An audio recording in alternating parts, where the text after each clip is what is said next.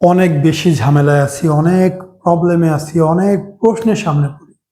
কিন্তু কাউরে বুঝাইতেই পারতেছি না কোনটা ভালো কোনটা মন্দ। সে নিজেই জানে না যে তার জন্য কোনটা ভালো কোনটা মন্দ।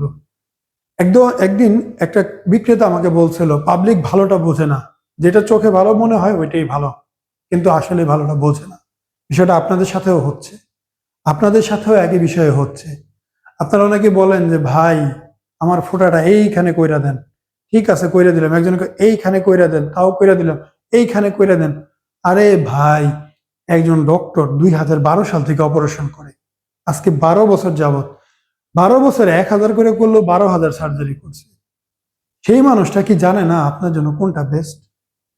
আপনি যদি একটা রাজমিস্ত্রি হন, 12 বছরে যদি 120টাও ঘর বানান, আপনি কিন্তু ঘরের ব্যাপারে এক্সপার্ট হয়ে যাবেন। আর একজন মানুষ 12 বছর ধরে অপারেশন করে, সে কি আপনার চাইতে কম জানে? জানে কিন্তু না। কিন্তু আপনার প্রশ্ন, ভাই এইখান দিয়ে দিলে কি ওইখান দিয়ে দিলে কি? শোনেন, একদমই স্পষ্ট বুঝাই। আমরা বুক অবশ করে অপারেশন করি, কোনো রকম অজ্ঞান করি না। যেহেতু অবশ করে অপারেশন করি, আমাদের স্যালাইন দিতে হয় 2 থেকে 4 লিটার পুরো এই এরিয়াতে, সম্পূর্ণ জায়গা। এটা অন্য কোথাও করে না, অন্য কোথাও শুধু এইটুকু করে, পুরো বুক করে না, শুধু এইটুকু করে। আমরা এইগুলো সুন্দর করে ক্লিয়ার করে দিই। এর জন্য আমাদের অজ্ঞান করতে হয় না, স্যালাইন দিতে হয় বেশি, এবং স্যালাইনটা বের হওয়ার জন্য সুন্দর একটা রাস্তা বানাতে হয়। সেটা এই এই এরিয়াতে যদি আমি দেই, এই হচ্ছে আমার নিপল। আমার নিপল তো সমান, আপনারা কেউ বুঝেনি না। তো এই জায়গাটায় দিই, হ্যাঁ, এই জায়গাটায় দিলে লোক যখন দাঁড়ায় বা বসে, পানিটা নিচের দিকে নামে, সুন্দর করে বেরোয় যায়। এখন আপনার এইখানে ফোঁটা করলাম, আপনি দাঁড়াইছেন, আপনি বসছেন, পানিটা এখানে কিভাবে আসবে? ফোঁটাটা এখানে করলাম, আপনার এখানে তো ফাঁপা, পানিটা চলে আসবে এই জায়গাটায়, এই জায়গাটায় পানি আসবে, ফোঁটা এখানে বেরোবে কিভাবে? এটা সাধারণ হিসাব, হ্যাঁ, একদমই সাধারণ হিসাব।